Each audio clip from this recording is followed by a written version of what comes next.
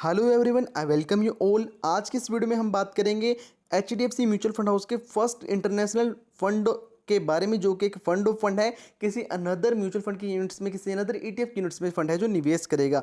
Fund का जो नाम है HDFC developed world indexes fund of funds है, यानी कि फंड है जो डेवलप्ड कंट्रीज़ की मार्केट्स में जो है निवेश करेगा। डेवलप्ड कंट्रीज जैसा कि आपको पता है कनाडा, USA, यूरोप, जापान और पैसिफिक एक्स जापान, तो जिनमें कि ऑस्ट्रेलिया जैसी कंट्रीज है जो आती हैं, और 23 developed markets, 1500 plus constituents in one fund.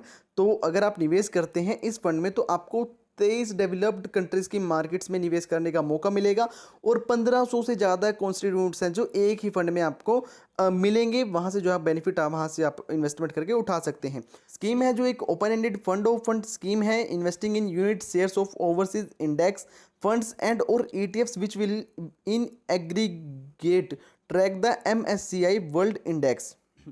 तो अगर हम बात करें HDFC developed world indexes fund of funds के बारे में, तो फंड है जो a fund of funds scheme that aims to generate returns through investments in a combination of ETFs and index fund. तो स्कीम है जो एक फंड ऑफ फंड है और जो एम रखती है रिटर्न्स जनरेट करने का इन्वेस्टमेंट करके कॉम्बिनेशन के साथ ETFs और इंडेक्स फंड्स की यूनिट्स में निवेश करके रिटर्न्स जनरेट करने का जो एम रखती है, ये एक फंड ऑफ फंड है।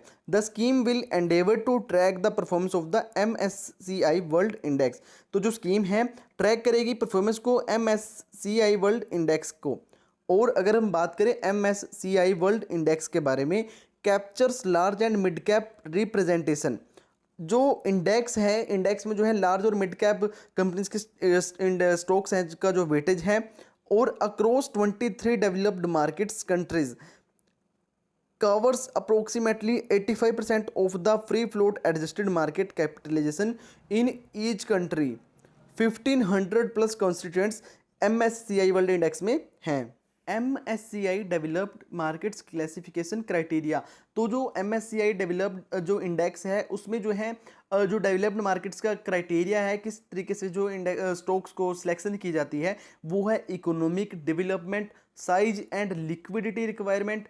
लिक्विडिटी कैसी है उस स्टॉक में, साइज कैसा है उस कंपनी का जिस कंपनी के स्टॉक में जो है सिलेक्शन की जाएगी। Market accessibility criteria. अगर हम बात करें कंपोनेंट्स के बारे में जो कि MSCI डेवलप्ड मार्केट इंडेक्स में लिस्टेड हैं, तो वो हैं कनाडा, USA, यूरोप में जैसा कि आपको पता है कि काफ़ी कंट्रीज में आती हैं, United Kingdom, France, Switzerland, Germany, Netherlands, Sweden, Denmark, Italy, Spain, Finland, Belgium, Ireland, Israel, Norway, Austria, पुर्तगाल, ये सभी कंट्रीज हैं जो यूरोप में आती हैं, और सभी के सभी कंट्रीज के जो है एक डेवलप्ड कंट्रीज हैं। और जो डेवलप्ड कंट्रीज की जो मार्केट हैं, जो स्टॉक्स हैं, उन कंपनीज के स्टॉक्स में जो है ये इंडेक्स का जो है एक्सपोजर रखा गया है। और जो फंड है HDFC developed world indexes fund of funds, तो ये सभी कंट्रीज के अनदर फंड्स की ETFs की यूनिट्स में, इंडेक्स फंड की यूनिट्स में जो निवेश करेंगे। और जापान की जो जापान भी एक डेवलप्ड कंट्री है, और अगर हम बात करें एक्स जापान के बारे में, और वहीं ऑस्ट्रेलिया, हांगकांग, सिंगापुर, न्यूजीलैंड जैसी कंट्रीज भी इस इंडेक्स में शामिल हैं। MSCI world index take off to the developed markets. तो MSCI वर्ल्ड इंडेक्स है जो, इसमें जो है 5 रीजन यानी कि 5 रीजन्स है जो इस इंडेक्स में को ध्यान में रख के जो है 23 डेवलप्ड कंट्रीज के जो कंपनी मार्केट्स के स्टॉक्स हैं उसको रखा गया है। 14 करेंसीज, जैसा कि आपको पता है USA में डॉलर चलते हैं, कनाडा में भी डॉलर चलते हैं, बट यूनाइटेड किंगडम में पौंड चलते हैं, यूरोप में यूरो चलते हैं। तो अलग अलग 14 करेंसीज हैं, 1559 कॉन्स्टिट्यूएंट्स, और 56% से ज़्यादा का जो है ग्लोबल GDP में भागीदारी है इन कंट्रीज़ की, और 50% से ज़्यादा की वर्ल्ड की मार्केट कैपिटलाइजेशन है इन 23 कंट्रीज़ की, डेवलप्ड कंट्रीज़ की। तो अगर हम बात करें MSCI वर्ल्ड इंडेक्स के रीजन एक्सपोजर के बारे में, रेवेन्यू स्प्लिट के बारे में, और सेक्टर एक्सपोजर के बारे में, तो सबसे ज़्यादा जो है MSCI वर्ल्ड इंडेक्स में वेटेज है वो है USA की मार्केट के कंपनीज का, उसके बाद यूरोप, फिर जापान, और फिर कनाडा। और अगर हम बात करें डाइवर्सिफाइड रेवेन्यू के बारे में कि रेवेन्यू है जो कहाँ से आता है, वो है north America, Europe, emerging markets और पैसिफिक रीजन। और जो सेक्टर का वेट्स है जो इस इंडेक्स में रखा गया है, वेटेज है, वो सबसे ज़्यादा आईटी टेक्नोलॉजी, और जो सेक्टर का वेटेज रखा गया है इंडेक्स में वो है सबसे ज़्यादा इंफॉर्मेशन टेक्नोलॉजी का, आईटी सेक्टर का 22.5% का वेटेज है जो इस इंडेक्स में आईटी सेक्टर का है। तो आपको जैसा कि पता है कि हमारे इंडिया में भी टेक्नोलॉजी को काफ़ी ज़्यादा बढ़ावा मिल रहा है और आईटी सेक्टर्स के जो शेयर्स हैं अभी कुछ टाइम पहले अपने आसमान को छूकर आ गए हैं। उसके बाद जो है फाइनेंशियल सेक्टर का 13.3% का एक्सपोजर है, वेटेज है जो इस इंडेक्स में है। Health care 12.8%, consumer staples 7.01%, energy companies के जो स्टॉक्स हैं 2.91% का जो वेटेज है।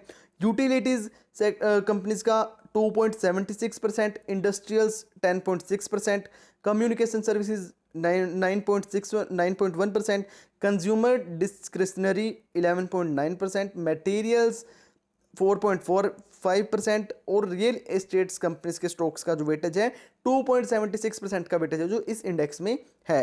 तो स्कीम के प्रेजेंटेशन का लिंक और स्कीम के इंफॉर्मेशन डॉक्यूमेंट का लिंक है जो मैं डिस्क्रिप्शन बॉक्स में दे दूंगा। आप इन्वेस्टमेंट करने से पहले एक बार उनको अच्छे से रीड जरूर कीजिए, तभी इसमें आप निवेश कीजिए।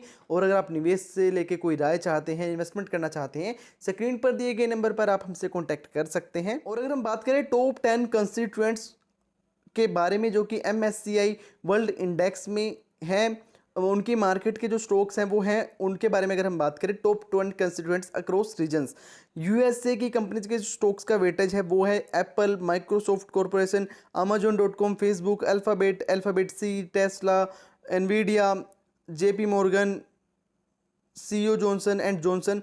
तो टोटली है जो 17.6% का वेटेज है जो यूएसए की मार्केट का जो स्टॉक्स हैं उनका वेटेज है जो इस इंडेक्स में है। और वहीं यूरोप के बारे में अगर हम बात करें, नेस्ले, ASML, HLDG, तो टोटली है जो 3.6% का वेटेज है यहाँ से MSCI वर्ल्ड इंडेक्स में रखा गया है। और वहीं अगर हम बात करें जापान के कंट्रीज़ के मार्केट के बारे में, Toyota Motor Corporation, Sony Group Corporation, SoftBank, और टोटली है जो 1.5% का वेटेज है यहाँ से। और अगर हम बात करें एक्स जापान के बारे में, AI group, Commonwealth bank of Australia, BHP group, CSL Hong Kong exchange and clearing, तो टोटली जो है यहाँ से 1.4% का वेटेज है जो इस इंडेक्स में रखा गया है। कनाडा से Shopify, Royal Bank of Canada, Toronto Dominion Bank, Enbridge, Canadian National Railway, Bank Nova Scotia, Brookfield Asset Management, a Bank Montreal, Canadian Imperial Bank. तो टोटली यहाँ से जो कनाडा से 1.5% का एक्सपोजर है जो वेटेज इंडेक्स में रखा गया है। MSCI वर्ल्ड इंडेक्स के बारे में अगर हम बात करें तो नंबर ऑफ कॉन्स्टिट्यूएंट्स हैं जो इस इंडेक्स में हैं वो हैं तो अगर हम बात करें MSCI वर्ल्ड इंडेक्स के बारे में, नंबर ऑफ कॉन्स्टिट्यूएंट्स हैं 1559 और मार्केट कैप है जो US बिलियन डॉलर्स में वो है इंडेक्स की है 58,861.68 रुपये डॉलर में। और लार्जेस्ट कॉन्स्टिट्यूएंट्स की जो मार्केट कैप है वो है 2448.71 डॉलर और स्मॉलेस्ट कंस्टिट्यूएंट्स की 1.63 करोड़ की और एवरेज कंस्टिट्यूएंट्स 37.76 करोड़ रुपए की। तो आप स्कीम के इंफॉर्मेशन डॉक्यूमेंट और प्रेजेंटेशन को एक बार जरूर अच्छे से चेक कीजिए। हो सकता है मैं आपको अच्छे से ना समझा पाऊँ तो आप खुद से एनालिसिस करके समझ सकते हैं, तो आपको ज़्यादा इन्फॉर्मेशन यहाँ से मिल जाएगी। तो जो MSCI वर्ल्ड इंडेक्स है कैप्चर करता है 40 कंपनीज को, 40 इनोवेटिव कंपनीज को out of top 50 most companies में से 40 कंपनीज के परफॉर्मेंस को जो है कैप्चर करता है MSCI वर्ल्ड इंडेक्स में। ये कंपनीज के स्टॉक्स हैं जो वेटेज रखा गया है उन कंपनीज का, जिनके नाम है USA, Alphabet, Comcast, Disney, Facebook, और वहीं जो है Abbott Laboratories, Johnson and Johnson, Moderna, Pfizer और अमेजोन, एप्पल, ईबे, नाइक जैसे कंपनीज के स्टॉक्स का जो वेटेज रखा गया है। तो ये जो है सबसे ज़्यादा इनोवेटिव कंपनीज है। इनोवेटिव का मतलब मैं अगर आपको बताऊं, इनोवेटिव का मतलब होता है कि एक पुराने तरीके को जो काम चल रहा होता है एक उसका ही एक सेम नया तरीका ढूंढ के लाना। फॉर एग्जांपल जैसा कि फाइनेंशियल मार्केट के अगर हम बात करें, म्यूचुअल फंड्स के बारे में बात करें, तो पहले जो है फिजिकली तरीके से जो इन्वेस्टमेंट की जाती थी, बट जब से टेक्नोलॉजी को बढ़ावा मिला, टेक्नोलॉजी के बारे में में लोगों को पता लगा, डिजिटल लोग होने लगे, तो ऑटोमेटिकली ऑनलाइन ही वो जो इन्वेस्टमेंट कर लेते हैं। तो इस प्रकार जो है ये होती हैं इनोवेटिव कंपनीज, यानी कि जो कंपनीज जो हैं पुराने काम को करने का एक नया तरीका ढूंढते हैं जो कि ईजिली होता है और अच्छा होता है, और जिसको जो है लोग भी पसंद मानते हैं, जिनके लिए लोग इजिली उसको यूज कर पाएं, तो वो होती हैं इनोवेटिव कंपनीज। अगर हम बात करें रीजंस टू गो ग्लोबल, कि क्या कारण है कि जो अब ग्लोबली इन्वेस्टमेंट हमें करनी चाहिए, सबसे पहला, geo diversify across economics and markets, benefit from global growth opportunities, और जो भी निवेशक निवेश करेंगे HDFC developed world index funds of fund में, तो वो जो है बेनिफिटेड होंगे ग्लोबल ग्रोथ अपॉर्चुनिटीज से, low correlation across markets to manage risk, hedge against currency depreciation, exclusive global themes. तो अगर हम रिटर्न्स के बारे में बात करें, कंपेयर करें निफ्टी 50 से MSCI वर्ल्ड इंडेक्स को, तो 2001 की अगर हम बात करें तो नेगेटिव रिटर्न्स जो है MSCI वर्ल्ड इंडेक्स ने जो है दी थी 16.8% की, और वहीं निफ्टी 50 टोटल रिटर्न इंडेक्स ने 17.8% की नेगेटिव रिटर्न्स जो है दी थी। यहाँ पे हम US डॉलर में कैलकुलेशन कर रहे हैं यहाँ पर। और 2002 में नेगेटिव रिटर्न्स 19.9% की, और निफ्टी 50 ने 5.9% की रिटर्न है जो डिलीवर की थी। और अगर मैं आपको भी सारी लग गया बताने तो काफ़ी वीडियो लंबी हो जाएगी, तो हम सीधा यहाँ पर 2018 पे आते हैं। 2018 में जो है negative returns MSCI world index ने दी 8.7% के नेगेटिव रिटर्न्स, और वहीं निफ्टी 50 ने नेगेटिव रिटर्न्स 4.3% की रिटर्न्स जो है डिलीवर की। 2019 में 27.7% की रिटर्न्स MSCI वर्ल्ड इंडेक्स ने डिलीवर की, और निफ्टी 50 ने 11% की रिटर्न्स जो है डिलीवर की। 2020 में 15.9% की रिटर्न्स MSCI वर्ल्ड इंडेक्स की, और निफ्टी 50 की 13.5% की। और वहीं अगर हम बात करें 2021 के बारे में, ईयर टू डेट यानी कि जब से साल स्टार्ट हुआ है तब से लेके अब तक की, एज ऑन 30 जुलाई 2021, तो MSCI वर्ल्ड इंडेक्स ने 15.1% की रिटर्न्स 2021 में ईयर टू डेट, और निफ्टी 50 ने 11.7% की रिटर्न्स है जो डिलीवर की हैं 2021 में। तो अब हम बात करते हैं HDFC developed world indexes fund of funds के। तो फंड है जो HDFC developed world indexes fund of funds, तो फंड का जो स्ट्रक्चर है इस प्रकार से रहेगा। HDFC developed world indexes fund of funds, investment in Credit Suisse index funds and ETFs। तो क्रेडिट स्विस जो है एक एसेट मैनेजमेंट कंपनी है, और उसके जो है एक इंटरनेशनल एसेट मैनेजमेंट कंपनी है, और जिसका बिजनेस काफ़ी कंपनीज जो है उनमें है। और जो है HDFC developed world indexes fund of funds हैं, इसी कंपनी के, इसी एसेट मैनेजमेंट की कंपनीज के फंड्स में ETF की यूनिट्स में जो निवेश करेगा।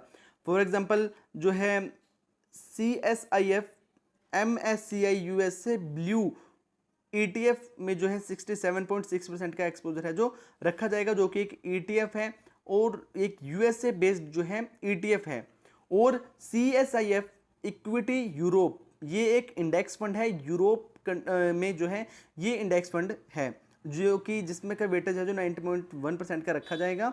और CSIF इक्विटी जापान 6.6% का, CSIF equity Pacific x Japan 3.3%, और CSIF इक्विटी कनाडा 3.3% का वेटेज है जो इस फंड में रखा जाएगा, जो कि ये सभी इंडेक्स फंड्स हैं। और USA ब्लू UCITS एक एक्सचेंज ट्रेडेड फंड है जिसमें कि सबसे ज़्यादा एक्सपोजर है जो फंड में रखा जाएगा।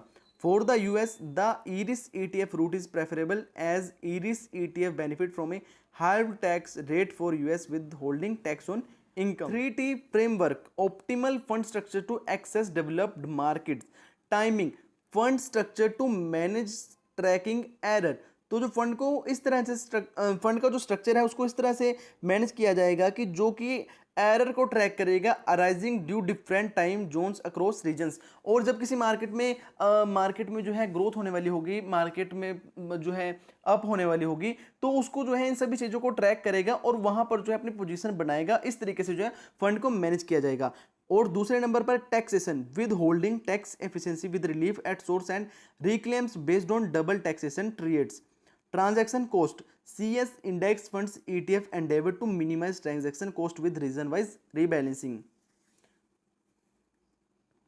और कॉस्ट को जो कि एक्सपेंसेस लगते हैं जब वो निवेश करेंगे, तो इंटरनेशनली जब इन्वेस्टमेंट कर रहे हैं तो उनके भी थोड़े एक्सपेंसेस वहाँ पर रहेंगे। तो जो है कॉस्ट को कम करने के लिए जो है रीबैलेंस करते रहेंगे अपने पोर्टफोलियो को टाइम टू टाइम, ताकि जो है जब किसी ETF में या किसी इंडेक्स फंड में एक्सपेंस रेशियो बढ़ता है या फिर कुछ उनको दिखता है कि यहाँ से अब निकलना चाहिए, तो वहाँ से जो है पोर्टफोलियो को रीबैलेंस करके जो है वहाँ से कॉस्ट को मिनिमाइज करने की, ट्रांजैक्शन कॉस्ट को मिनिमाइज करने की कोशिश जो है फंड मैनेजर की तरफ से की जाएगी। तो अगर हम Credit Suisse asset management company के बारे में बात करें तो 510 बिलियन डॉलर US डॉलर का जो है AUM इस एसेट मैनेजमेंट कंपनी का है। 440 से ज़्यादा इन्वेस्टमेंट फंड्स हैं जो इस AMC के हैं और 2370 मैंडेट्स हैं। 1371 एम्प्लॉयज़ हैं जो इस एसेट मैनेजमेंट कंपनी के हैं। 5 investment hubs around to the global, New York, Zurich, Milan, Hong Kong and Singapore में जो है इस एसेट मैनेजमेंट कंपनी के ऑफिस हैं।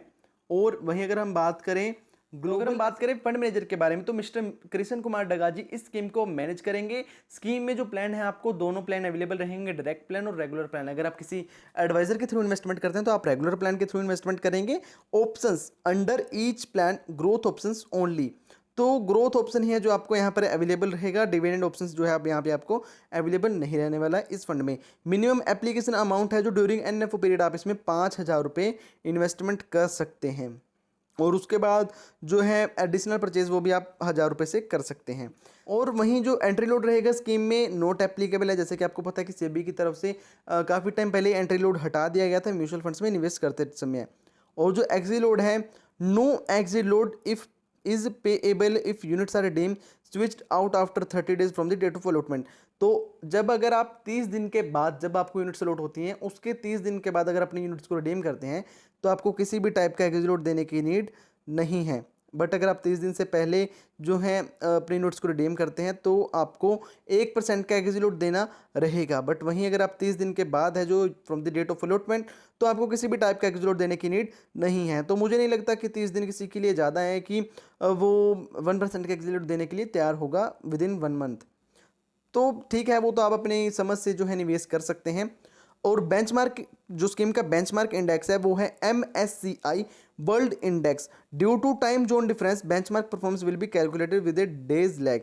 तो जैसा कि आपको पता है कि अलग अलग कंट्रीज में जो है ये इंडेक्स है जो वेटेज रखा हुआ है। USA, Canada, Japan, Australia, Europe, तो अलग अलग टाइमिंग है जो, और उसी वजह से अलग अलग टाइमिंग होने की वजह से, टाइम जोन होने की वजह से जो बेंचमार्क की परफॉर्मेंस है वो एक डेज लैग के दौरान ही जो कैलकुलेट की जाएगी। जो अगर हम बात करें स्कीम के इन्वेस्टमेंट ऑब्जेक्टिव के बारे में, to provide long term capital appreciation by passively investing in units shares of overseas index fund and और ETFs which will in aggregate closely correspond to the MSCI world index subject to tracking error. तो जो scheme का investment objective है वो long term के लिए capital appreciate करना है पैसिवली इन्वेस्टमेंट करके यूनिट्स में, शेयर्स में और इंडेक्स ओवरसीज इंडेक्स फंड्स की यूनिट्स और ETFs की यूनिट्स में निवेश करके जो है लॉन्ग टर्म के लिए कैपिटल एप्रिसिएट करना है which will in aggregate closely correspond to the MSCI world index. और जो रिटर्न्स है वो क्लोजली कोरस्पॉन्ड होंगे MSCI वर्ल्ड इंडेक्स से। या जाने कि आपको पता है कि MSCI वर्ल्ड इंडेक्स है जो उसी के जो कंपनीज के वेटेज है जो उस इंडेक्स में रखा गया है, तो उसी कंपनीज के स्टॉक्स में जो निवेश रहेगा फंड का, तो इसलिए जो है MSCI वर्ल्ड इंडेक्स की परफॉर्मेंस से क्लोजली कोरस्पॉन्ड होगी इस फंड की returns subject to tracking error. तो जैसा कि आपको भी पता है कि mutual fund investments are subject to market risk, तो किसी भी टाइप की गारंटी या सिक्योरिटी नहीं रहती कि स्कीम का इन्वेस्टमेंट ऑब्जेक्टिव है वो अचीव होगा या नहीं होगा। But over a long term अगर आप निवेश करते हैं तो आपको अच्छी रिटर्न्स वहां से मिलेंगी।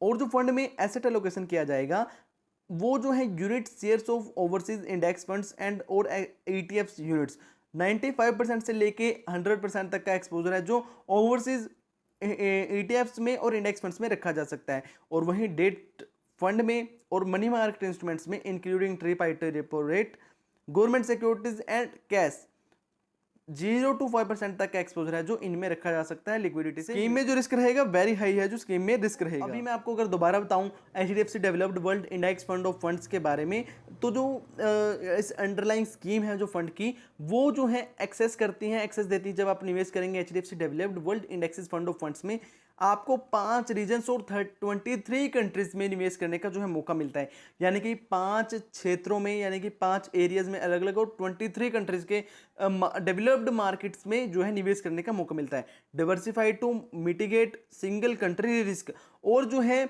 मान लो किसी कंट्री में क्राइसिस आ जाता है, कोई स्कैम हो जाता है, कोई ऐसी पॉलिसी आ जाती है कि जिससे की वजह से मार्केट डाउन जाती है, तो यहाँ से जो आपका रिस्क है जो डाइवर्सिफाई हो जाता है कि एक सिंगल कंट्री में यदि आप निवेश करते हैं, तो ऐसे में जो फंड है 23 कंट्रीज के डेवलप्ड मार्केट्स में जो निवेश कर रहा है, तो यहाँ से आपका जो है एक सिंगल कंट्री में निवेश करने का जो रिस्क है वो कम हो जाता है।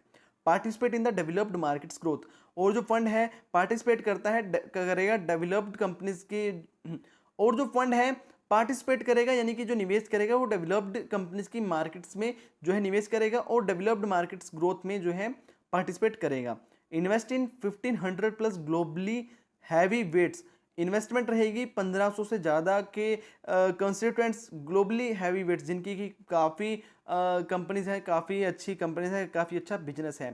Capture 50% of global market capitalization and 56% of global GDP, और जो कंपनीज हैं ये जो डेवलप्ड 23 कंट्रीज की डेवलप्ड मार्केट्स की जो कंपनीज हैं, ये जो ग्लोबली मार्केट कैपिटलाइजेशन है 50% है, और वहीं जो ग्लोबल जीडीपी का है वो 56% है, जो इन्हीं 23 कंट्रीज के डेवलप्ड मार्केट से होता है। Has against currency depreciation.